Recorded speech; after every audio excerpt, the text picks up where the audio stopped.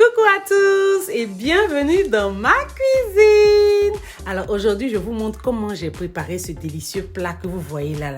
Les croupillons de dindon, la sauce piment, la sauce chito. Je vous montre tout. Alors si vous êtes intéressés, restez scotchés.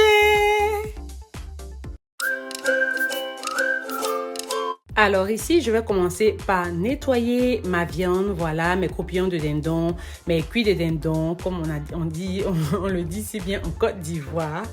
Ça fait un peu grossier, j'aime pas trop utiliser ce mot-là, mais voilà, c'est comme ça on appelle ça en Côte d'Ivoire pour ceux qui vont mieux se retrouver. Donc ici, je nettoie, j'avais 3 sachets de croupillons de dindon qui traînaient dans mon congélateur depuis un moment. Je me suis dit, bon voilà, il faut que je trouve quelque chose à faire avec. Et voilà ce que j'ai décidé d'en faire.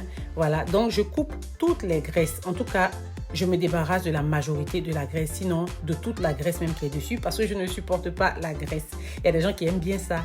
C'est la partie préférée même. Leur partie là même, ce qu'ils aiment même dans le croupillon de dindon là, c'est la graisse que je suis en train d'enlever là. Et je connais des gens comme ça. Mais moi, non, je supporte pas ça du tout, du tout. Alors là, pas du tout. Donc, je me débarrasse de ça. Et une fois que j'ai fini, je vais couper en deux. Voilà, vous pouvez laisser comme ça, il n'y a pas de souci. Mais moi, je préfère couper pour avoir ça en petits morceaux. Voilà, regardez tout ça. Tout ça, c'est la graisse. Vraiment, franchement, j'arrive pas. Mais voilà, mais bon.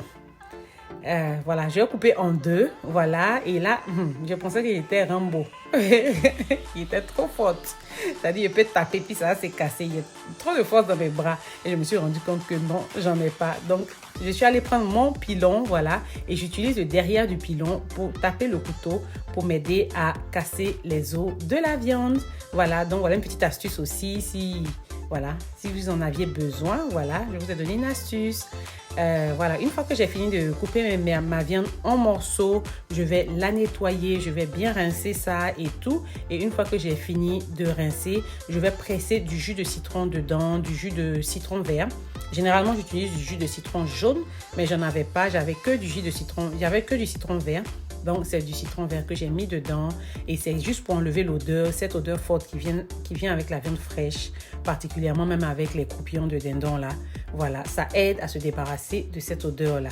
Donc, je vais presser le jus de citron dans ma viande et je vais laisser ça sur le côté pendant que je suis en train de nettoyer autour de moi.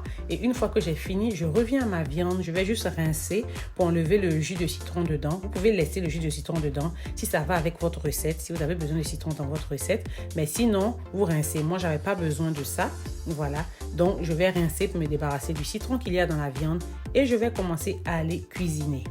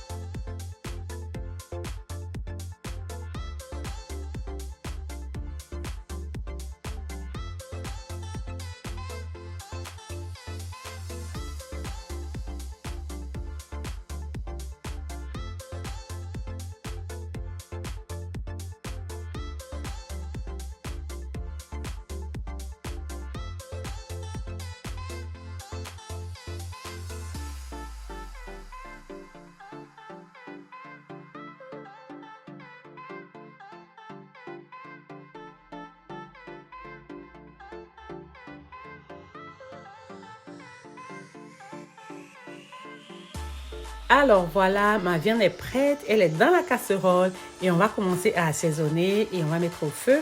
Donc là, je renverse ce mélange que vous voyez là, c'est un mélange de oignons, ail et gingembre. Voilà, gingembre, gingembre. En Côte d'Ivoire, on dit gingembre.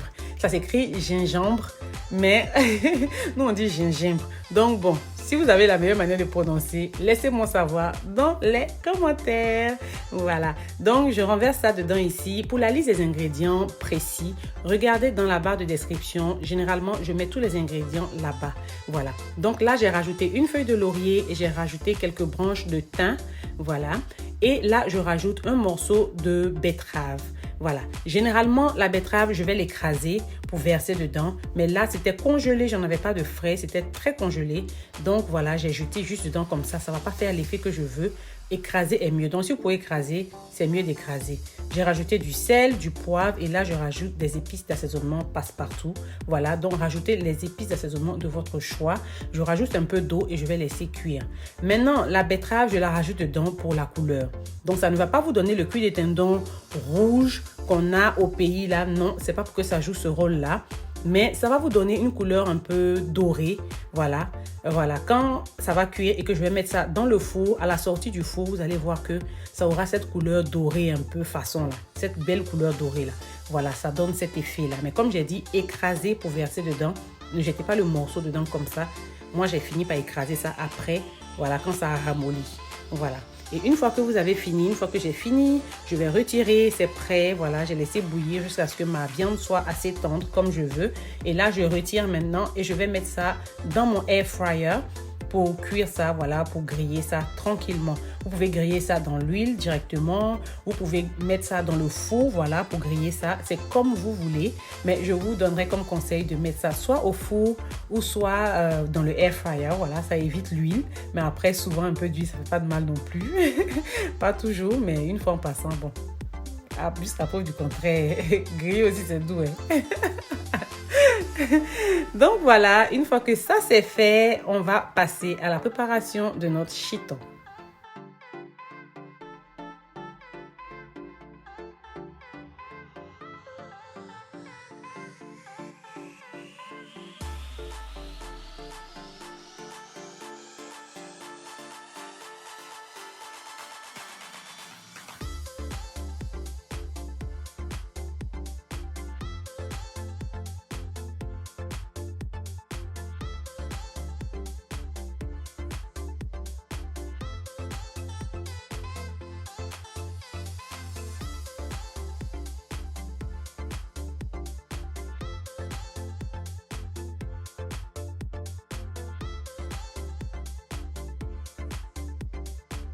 Alors, pour notre chiton, voilà tous les ingrédients dont on aura besoin. Comme j'ai dit, la liste sera dans la barre de description.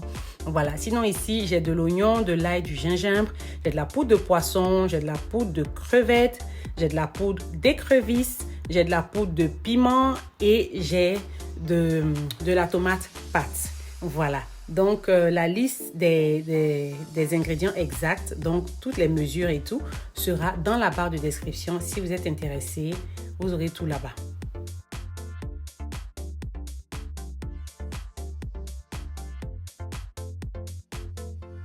Alors, on va commencer par écraser les oignons, l'ail et le gingembre.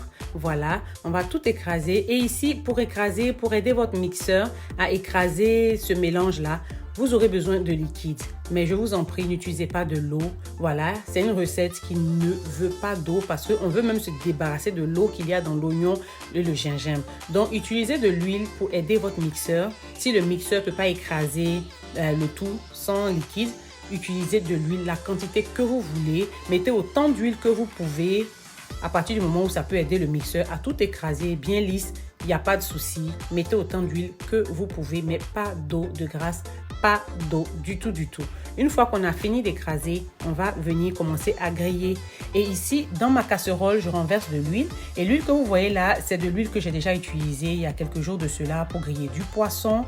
Voilà. Donc, utilisez de l'huile ancienne, si possible, parce que tout le goût et la saveur qu'il y a dans l'huile ancienne là, ça va donner un plus à votre chiton. Voilà. Mais si vous n'avez pas de l'huile ancienne, c'est pas un souci. Vous pouvez utiliser une nouvelle bouteille d'huile, il n'y a pas de problème. Ça passe. Mais si vous avez de l'huile ancienne, utilisez cette huile-là. Ça va donner un plus à votre chiton. Voilà. Donc, cette huile est ancienne. J'ai renversé dans ma casserole. J'ai rajouté de la tomate pâte. Là, je vais rajouter des feuilles de laurier et des feuilles de thym. Voilà. Et j'utilise des feuilles de laurier et de thym frais. Voilà. Il y a plus de saveur. Voilà. La saveur est beaucoup plus intense dans les feuilles fraîches. Mais si vous n'en avez pas, que vous avez le séché, ce n'est pas un souci. Utilisez vos feuilles de laurier sèches et vos feuilles de thym séchées aussi. Il n'y a pas de problème. Voilà. On va mélanger le tout, faire griller le tout à feu fort. Voilà, à feu fort pendant à peu près 2 à 3 minutes. Et après ça, on rajoute maintenant le mélange de gingembre, oignon, ail qu'on a écrasé là. On rajoute ça maintenant dedans et on va faire revenir le tout. On va faire griller le tout. On va assaisonner avec un peu de poivre et un peu de sel. Maintenant, pour ceux qui consomment le cube, vous pouvez rajouter du cube d'assaisonnement. Moi, j'ai rajouté 2 cubes d'assaisonnement poulet, particulièrement poulet. Je préfère bien le poulet. Voilà, vous pouvez mettre assaisonnement crevettes, c'est comme vous voulez ou ce que vous avez. Voilà, mais moi, j'ai mis, vous ne verrez pas ça dans la vidéo parce que j'ai perdu cette partie-là. Malheureusement, j'ai perdu ça. Mais voilà, j'ai mis 2 cubes d'assaisonnement poulet. Voilà. Maintenant, pour ceux qui ne consomment pas de cubes, voilà, contentez-vous du poivre et du sel. C'est super aussi, il n'y a pas de souci. Voilà. Et une fois qu'on a fait ça, on va mélanger le tout. On va griller maintenant le tout là à feu fort. Hein. Ne diminuez pas le feu. Le feu doit être fort parce qu'on veut griller. On veut se débarrasser de toute l'humidité, tout le jus, toute l'eau qu'il y a dans l'oignon, gingembre, ail là. On veut se débarrasser de ça.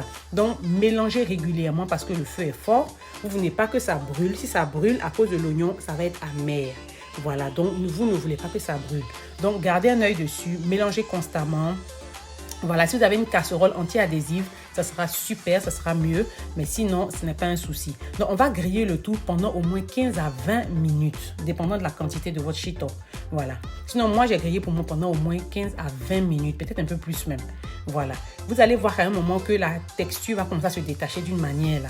Ça vous dira que là, l'humidité est partie. Voilà.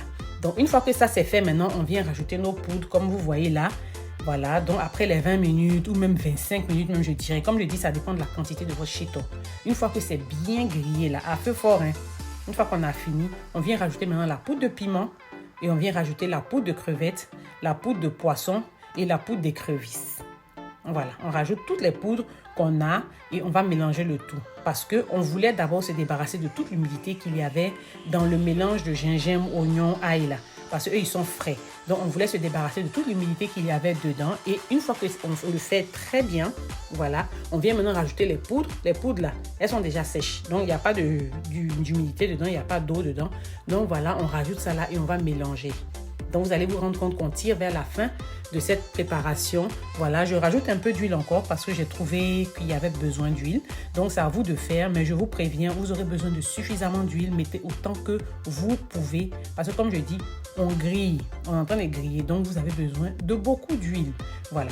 Après, si vous voulez, quand ça sera prêt, vous pourrez retirer l'excès de l'huile que vous aurez dessus. Il n'y a pas de souci.